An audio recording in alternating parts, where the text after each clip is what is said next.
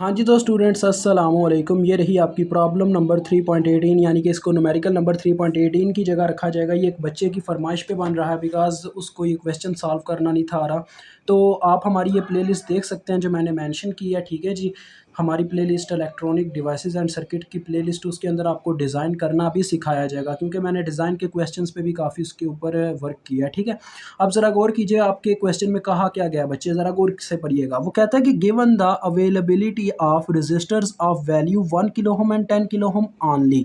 अब जब भी कोई डिज़ाइन का क्वेश्चन होता है ना, असल में आप उस वक्त अपने आप को उस जगह पे रखो कि आप कोई, यानी कि कोई आपको काम दिया गया है, ठीक है जी, और आपके पास वो चीज़ अवेलेबल है। वो ये कह रहा है, वो कहता है कि आप ना कोई चीज़ डिज़ाइन कर रहे हो और उस वक्त आपके पास रजिस्टर दो टाइप्स के रजिस्टर अवेलेबल हैं। वो कौन कौन सी वैल्यू के हैं? एक है 1 किलो ओम का, एक है 10 किलो ओम का। सिर्फ इन दोनों वैल्यूज़ में से कोई एक रजिस्टर आप इस्तेमाल कर सकते हो, इसके अलावा आपके पास खरीदने वाला कोई काम नहीं है। यानी कि इन दोनों में से ही कोई एक वैल्यू चूज़ करनी होगी, ये असल में वो कहना चाह रहा है। और कभी कभार तो इन दोनों में इन दो, यानी कि जैसे आपके इस क्वेश्चन में वैल्यूज़ दी गई हैं, ये तो वैल्यूज़ भी नहीं दी जाती, हमें खुद से एक कंसिडर करके दूसरे की फाइंड आउट करनी पड़ती है। डैट इज़ कॉल्ड डिज़ाइन, क्योंकि डिज़ाइन होता ही ये है कि दूसरे वैल्यूज़ को उसके मुताबिक ढाल लेना, ठीक है। अब देखिए, वो कहता है कि डिज़ाइन कीजिए एक ऐसे सर्किट को जो बेस करे नॉन इन्वर्टिंग कॉन्फ़िगरेशन पे। नॉन इन्वर्टिंग एम्पलीफायर की बात हो रही है। तो बच्चों, नॉन इन्वर्टिंग एम्पलीफायर अगर आपने सही तरीके से स्टडी किया तो असल में नॉन इन्वर्टिंग एम्पलीफायर वो होता है अगर हम अपने एम्पलीफायर के आइडियल एम्पलीफायर जो हमारे पास होता है उसके पॉजिटिव टर्मिनल पे अगर हम इनपुट दे देते हैं, ये देखें मैंने पॉजिटिव टर्मिनल पे इसका इनपुट सिग्नल लगाया हुआ है, और जो इसका नेगेटिव टर्मिनल है उसको ग्राउंड कर दिया हुआ है, यानी कि उसको कोई इनपुट नहीं दी, उसको ग्राउंड कर दिया मैंने। और यहाँ पे R1 है और यहाँ पे हमारी R2 होती है। ये सारी शेप अगर आप अपना फार्मूला जाके समझना चाहे कैसे इसका डिराइव होता है इसकी वोल्टेज गेन का, तो आप जाके ना हमारी वीडियो देख सकते हैं। आइडियल नॉन इन्वर्टिंग एम्पलीफायर के ऊपर हमने कंसेप्चुअल वीडियो बना के रखी हुई है। तो आगे जाके देखें वो क्या कहता है। वो कहता है कि यानी कि to realise a gain of, यानी कि आपने एक ऐसा सर्किट डिज़ाइन करना है जिसमें आपका नॉन इन्वर्टिंग एम्पलीफायर कुछ इस तरीके से वर्क करे कि उसकी जो गेन है वो आपके पास 10 वोल्ट पर वोल्ट के बराबर आ जाए। तो वोल्ट, ये बच्चों गेन को AV से मेंशन किया जाता है, यानी कि वोल्टेज गेन, ठीक है, जिसका ये मतलब होता है, जो कि है हमारे पास 10 वोल्ट पर वोल्ट। और अब मैं आता हूँ इस मेन मुद्दे की तरफ। तो देखें वो आगे लास्ट में इसने जो फिक्रा लिखा हुआ है वो ये है कि what is the input resistance of your amplifier. तो आप अपने एम्पलीफायर के लिए इनपुट रेजिस्टेंस की वैल्यू कैसे मालूम करोगे, यानी आपने वो मालूम करनी है यहाँ पे।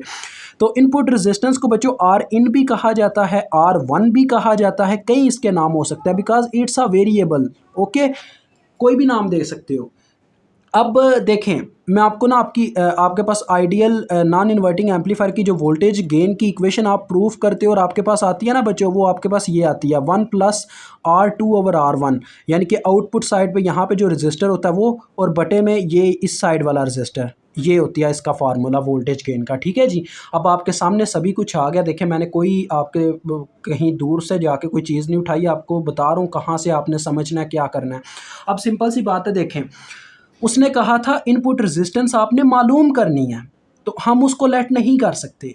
हम लेट करेंगे तो किस चीज़ को लेट करेंगे? R2 को लेट करेंगे, क्योंकि R2 हमारी आउटपुट रेजिस्टेंस है, आउटपुट साइड वाली रेजिस्टेंस है। तो आपने यहाँ पे कहना है लेट चूज़, ठीक है जी। हम क्या कर रहे हैं, यानी कि हम चूज़ कर रहे हैं R2 के लिए कितनी वैल्यू। या तो बच्चों आप दो ही वैल्यूज़ रख सकते हो, जैसा कि उसने कहा हुआ है आपके पास दो टाइप्स की रेजिस्टेंसेज हैं, एक है 1 किलो ओम, एक है 10 किलो ओम। कोई एक क्वांटिटी ले लो। मैं तो 10 किलो ओम ले रहा हूँ क्योंकि मुझे यार यही बेटर लग रही है, तो मैं 10 किलो ओम ले लेता हूँ, ठीक है जी। ये मैंने 10 किलो ओम ले ली, तो मैंने लेट चूज़ कर लिया जी, ये मैंने लेट कर लिया। ये डिज़ाइन का असल यही तरीकाकार होता है, क्योंकि कोई भी अगर आपका कहीं पे इंजीनियर वर्क करता है ना, तो वो खुद से लेट करके चीज़ें लगाता है, तब जाके वो एक प्रॉपर कह लें डिवाइस बनता है। अब देखें, मैं यहाँ पे जब ये वैल्यूज़ पुट करना स्टार्ट करूँगा, AV की जगह आ जाएगा 10 which is equal to 1 plus R2 की जगह आ गया 10 किलो और डिवाइडेड बाय R1। अब हमें कुछ कंडीशन ऐसी बनानी है कि वेरिएबल्स एक साइड पे हो जाएं और हमारी वैल्यूज़ एक साइड पे हो जाएं, जो मतलब मालूम है।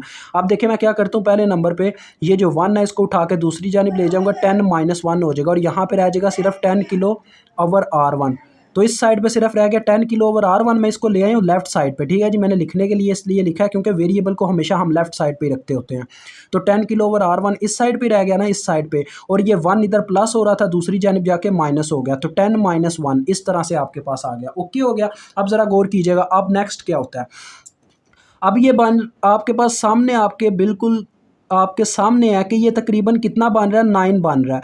तो R1 यहाँ पे 9 है, यहाँ पे R1 है, ये दोनों अपनी जगह रिप्लेस कर देंगे। R1 उधर चला जाएगा, वो 9 इधर बटे में आ जाएगा। तो आपके पास R1 की वैल्यू बनेगी, R1 is equal to 10 kilo, ये यहाँ पे 10 किलो था, इसके बटे में ये वाला 9 आया, ठीक है जी। और आपके पास, आप इसको कैलकुलेटर पे सॉल्व कर सकते हैं, आपको कैलकुलेटर कोई ना कोई वैल्यू दे देगा और आपका क्वेश्चन सॉल्व हो जाएगा। तो 10 डिवाइडेड बाय 9 कितना होता है जी, बताओ मेरे प्यारे कैलकुलेटर। 1.1। बच्चों देख लो, ये बनता है 1.1 kilo ohm, which is approximately, आपने यहाँ पे लिखना है अप्रॉक्सीमेटली 1 किलो ओम। इसकी रीज़न क्यों मैंने 1 किलो ओम लिखा है, अप्रॉक्सीमेटली क्यों लिखा, यानी आपने कहना है हमारी जो इनपुट रेजिस्टेंस है वो अप्रॉक्सीमेटली 1 किलो ओम ही है। उसकी रीज़न ये है कि जैसा कि उसने कहा था हमारे पास सिर्फ 2 क्वांटिटी के रेजिस्टर हैं, यहाँ 1 किलो ओम है, यहाँ 10 किलो ओम है। तो देखें, अगर मैंने 10 किलो ओम का लगाया तो मुझे इनपुट रेजिस्टर 1 किलो ओम का मिला। यही मैं उस बच्चे को कह रहा था व्हाट्सएप पे कि आपके जो आंसर्स हैं ना वो डिफरेंट भी हो सकते हैं। ये कभी कंफ्यूज ना हो जाइएगा कि आपके किसी दोस्त का कोई और आंसर आ रहा हो, क्योंकि अगर आप इसको 1 किलो ओम लोगे ना तो ये 10 किलो ओम आएगा। असल ये कंसेप्ट है, ठीक है। बस इतना सा कंसेप्ट था जो मैं आपको देना चाहता था। मुझे उम्मीद आप बहुत अच्छे तरीके से इस चीज़ को समझ गए होंगे। इंशाल्लाह बहुत जल्द अज़ जल्द ये आपके पास वीडियो आ जाएगी यूट्यूब के ऊपर और आप इसको समझ पाएंगे। खुदा हाफिज़। अगर आप ये वीडियो से बेनिफिट हासिल कर सकें तो अपने दोस्तों के साथ इसे शेयर कीजिएगा, और हमारे चैनल की अगर आप सपोर्ट चाहते हैं तो आप इसकी जो प्लेलिस्ट है अपने दोस्तों के साथ शेयर करें, ताकि वो भी कुछ बेनिफिट हासिल करें अपनी स्टडी के अंदर। क्योंकि ये चैनल बना ही इस चीज़ के ऊपर था, इस कंसेप्ट के ऊपर था कि जो बच्चे अपने उस्ताद से बेनिफिट नहीं हासिल कर पा रहे यूनिवर्सिटी में, कोई कमी है उनके उस्ताद में, वो हमसे हासिल कर लें।